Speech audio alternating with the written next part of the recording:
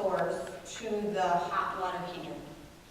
And it was rusting and corroded. And so in Dan's wisdom, my partner's wisdom, he decided that before we came home some weekend and didn't have any hot water, that we ought to have that looked at. And so the plumber came, and in about what seemed like 2 minutes, and for a whole bunch of money, how that goes, he took the piece of corroded pipe out of the, actually it was pretty reasonable, wasn't it? Very. Yes. Took the piece of pipe out of that was corroded and rusted, out of the spot where it was, and he put in a new conduit. The conduit is called PEX. I wrote it down.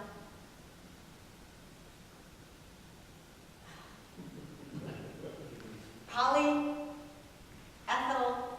and then the X stands for some material that this pipe, that this conduit is made of. And it's not a pipe. It's not metal at all. In fact, when you look at it, it's kind of bendy. That's a technical term. It fits in that space, and it has a little give to it, so that the person who's cutting it doesn't have to be so exact about the length of it, right? It has give. It's forgiving of the cutter, right? So Dan always says to me, and when he's working on the house, he deals with materials that are not very forgiving, like wood and metal. He says, measure twice, cut once, right? Well, I've taken that upon myself as a seamstress. Measure twice, cut once. You don't waste so much fabric that way. But the reality is that fabric is much more forgiving, right, than metal or wood is. I mean, even among fabrics, there are some that are more forgiving than others. Cotton and linen, not so much. Knits, very forgiving. So, it got me to thinking this week about this idea of forgiveness, and what it means to be forgiving. And I thought that's a new kind of way to think about it, right? Being forgiving might mean being bendy, or roomy, or flexible, or open, or giving just a little bit. Get you thinking? I also think that it's easier to think about forgiveness when we can take the emotion out of it. And so before we get specific, let's talk a little bit about some of the biblical notions of forgiveness. There are 3 Hebrew words. I'm not going to try to say them. But the 2 of them have nuances of forgiveness. Hiding, covering up, bearing, taking away, lifting up. These are the ways that they're used. The one that's used the most, 25 times, is used for God's forgiveness of people, which of course is the source of our ability to forgive others. In the Greek, there are also 3 words that deal with forgiveness.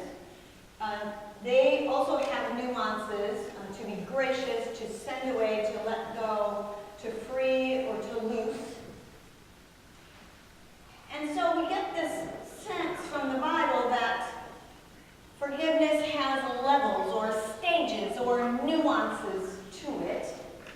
And I think in our own experience, we would say that forgiveness is different from acceptance. Forgiveness is different from condoning. Forgiveness is different from excusing. And then there's the whole area of reconciling. Forgiveness and reconciling are not the same things. So only about 20 of the 100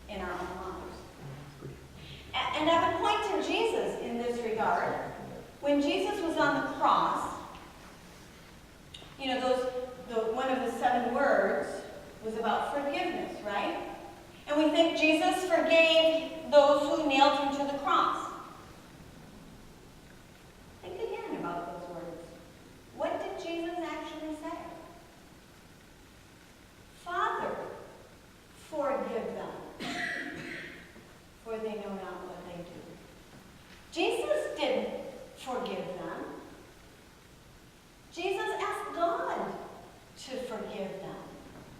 Jesus was the one being crucified.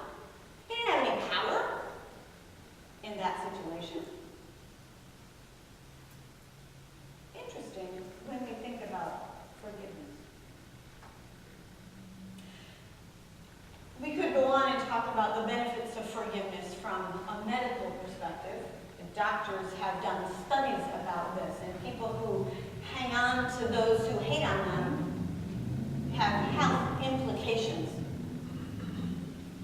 That might be reason enough to think about forgiveness in our lives. So we can keep this all in our heads, or we can get real with it. Forgiveness is, after all, about real life situations. And just a story to help us think about people who forgive. You might remember a nickel mines incident, Nickel Mines, Pennsylvania, on October 2 of 2006. Charlie Roberts, husband of Eve and father of 3 daughters, burst into a one-room Amish schoolhouse with a handgun, a 12-gauge shotgun, a rifle, cans of black powder, a stun gun, 2 knives, a toolbox, and restraint devices. He ordered the teacher, the teacher's aide, and the boys to leave the room. He then bound 10 young school girls and lined them up against the blackboard. The teacher called for help, and as the police surrounded the schoolhouse, Roberts shot all 10 girls, killing 5 of them, and then killed himself. The final words of 32-year-old Charles Roberts tell of the rage he had, this is in a letter to his wife, against God since the death of their infant daughter in 1997.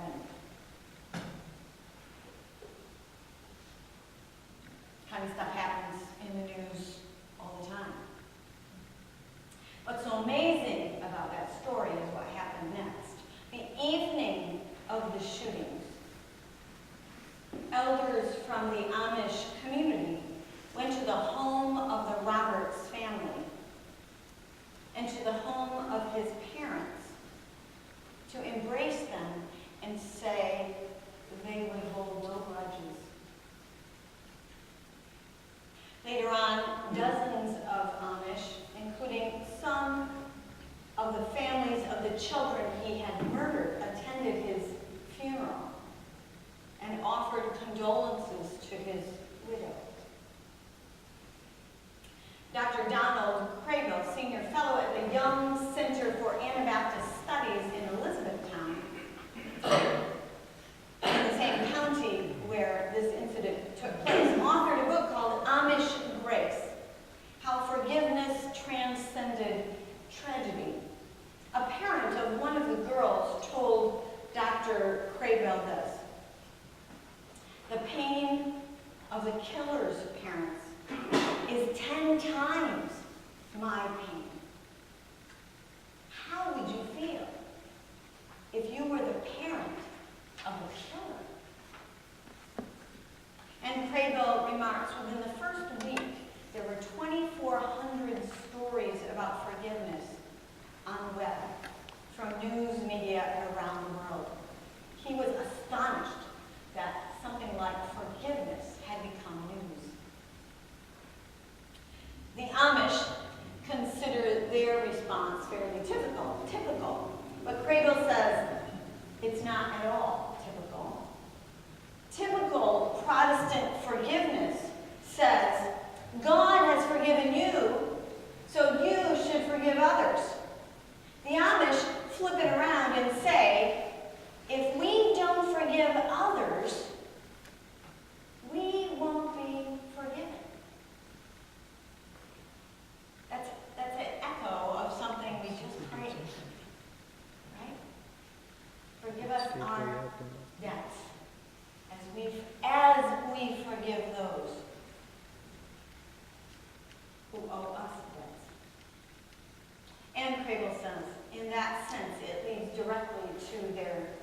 salvation. So many Americans, according to Cravo's theory, many Americans see forgiveness as the end of a long emotional process. The Amish believe it's the beginning. They understand that they might feel depressed and angry and resentful, but they do not believe that they should let their feelings dictate their conduct toward others. It's like carrying that chair around with you all the time.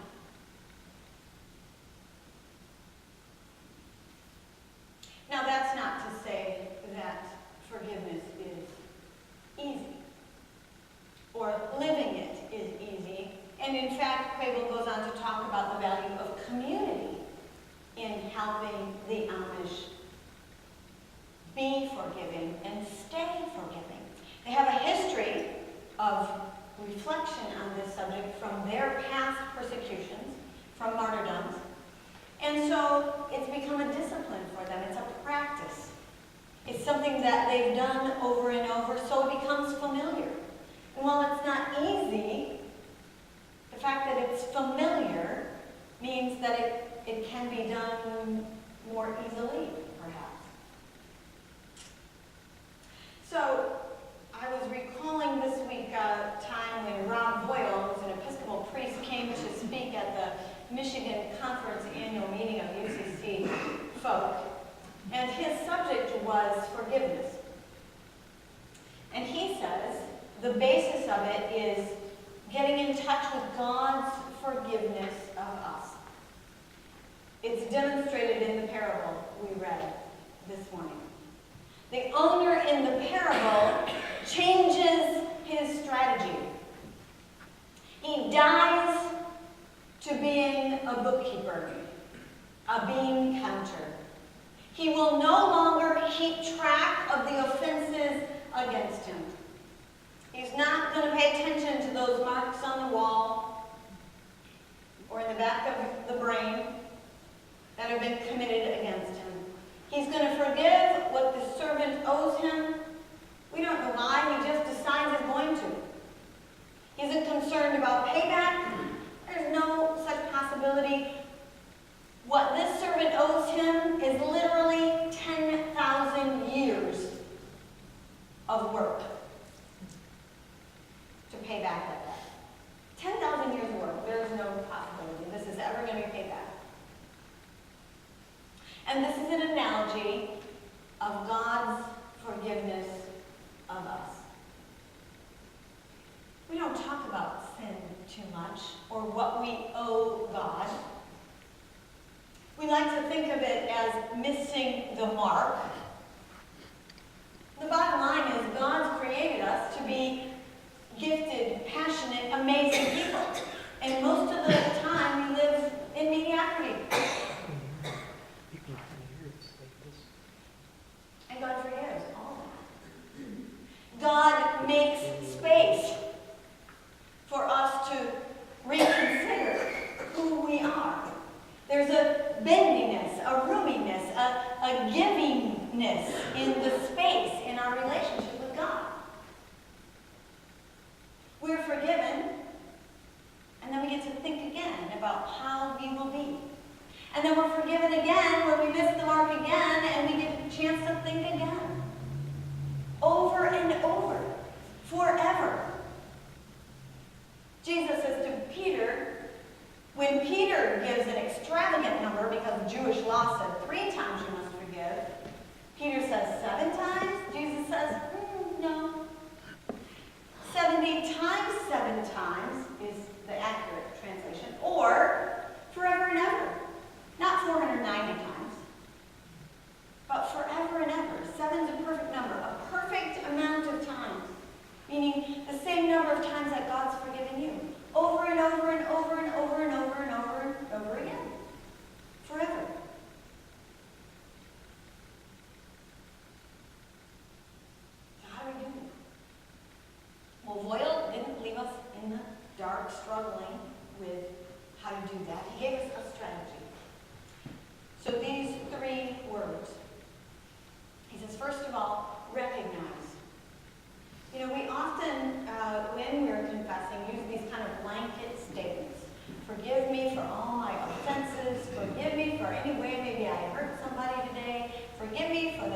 I didn't do that I should have, and the things I did do that I shouldn't have, that Paul language from Romans.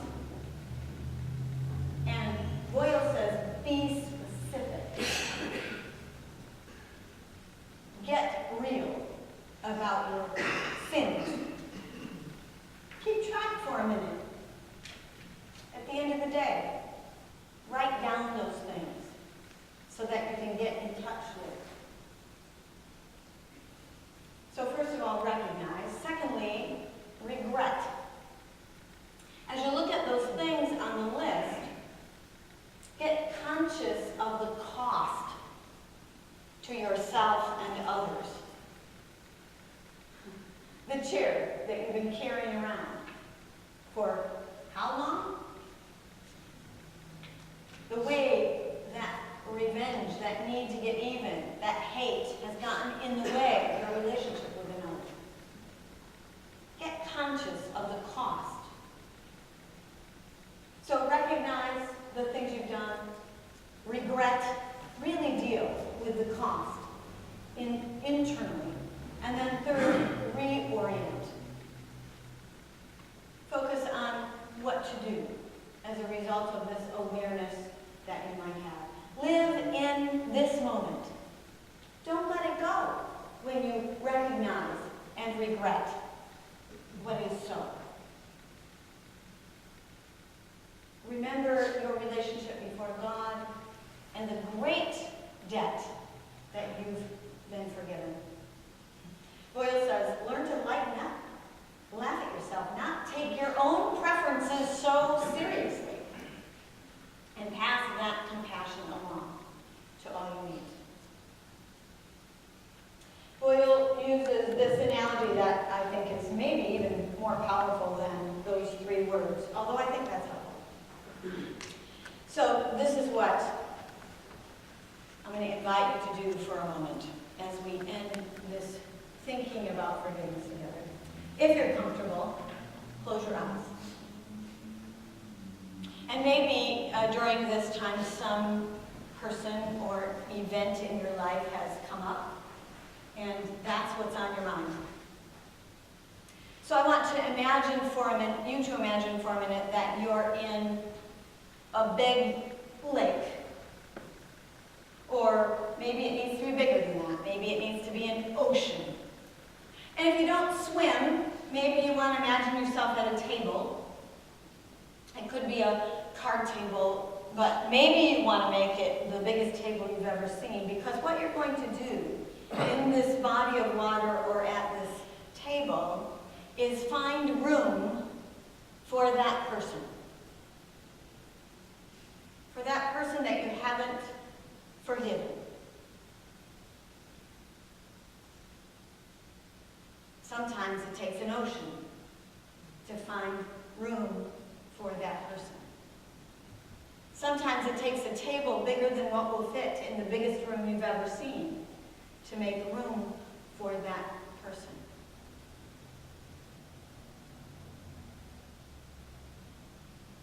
But here's the thing.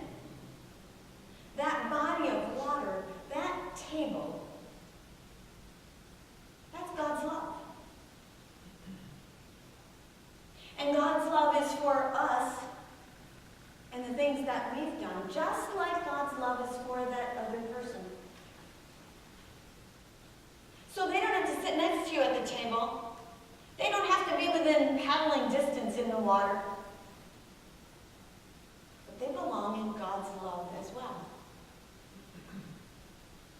And so allow them to be there. Allow them to be in God's love, just like you are.